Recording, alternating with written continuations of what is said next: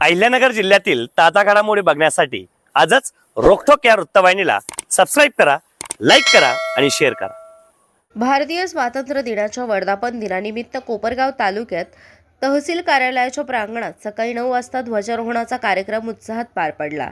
यावेळी कोपरगाव विधानसभा मतदारसंघाचे आमदार आशुतोष काळे, नगराध्यक्ष पराग संधान, संजीवनी उद्योग समूहाचे अध्यक्ष बिपिन दादा कोल्हे, तहसीलदार महेश सावंत यांच्यासह प्रशासनातील अधिकारी, कर्मचारी तसेच विविध क्षेत्रातील मान्यवर उपस्थित होते। ध्वजारोहण कार्यक्रमादरम्यान आमदार आशुतोष काळे यांना व्हायरल इन्फेक्शनमुळे अशक्तपणा जाणवत होता। याचवेळी अचानक त्यांना चक्कर आल्याने उपस्थित कार्यकर्त्यांनी आमदार काळे यांना हॉस्पिटलमध्ये उपचारासाठी आणले। यावेळी व कार्यकर्त्यांमध्ये काही काळ चिंता निर्माण झाली होती। त्यानंतर आमदार काळे यांना तातडीने डॉक्टर मुळे हॉस्पिटलमध्ये उपचारासाठी दाखल करण्यात आल्यानंतर डॉक्टरांनी त्यांची तपासणी केली असता प्रकृती स्थिर असून अशक्तपणामुळे चक्कर आल्याचे सांगितले। यावेळी डॉक्टर मुळे हॉस्पिटल या ठिकाणी संजीवनी उद्योग समूहाचे अध्यक्ष बिपिन दादा कोल्हे व पद्मकांत कुदय यांनी आमदार काळे यांची भेट घेऊन प्रकृतीची विचारपूस केली। उपचारानंतर अवघ्या 20 ते 25 मिनिटात आमदार काळे घरी रवाना झाले। यावेळी त्यांनी आपण पूर्णपणे ठीक असून नागरिकांनी व कार्यकर्त्यांनी काळजी करू नये असे सांगितले। तसेच त्यांनी सर्व नागरिकांना स्वातंत्र्य दिनाच्या हार्दिक शुभेच्छा दिल्या।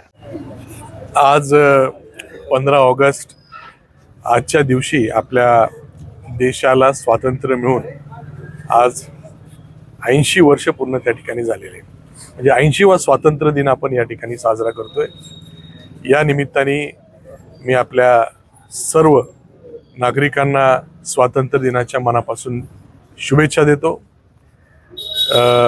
गेले 2-3 दिवस मला थोडं व्हायरल झाल्यामुळं थोडा अशक्तपणा आणि डिहायड्रेशन झालेलं होतं आणि म्हणून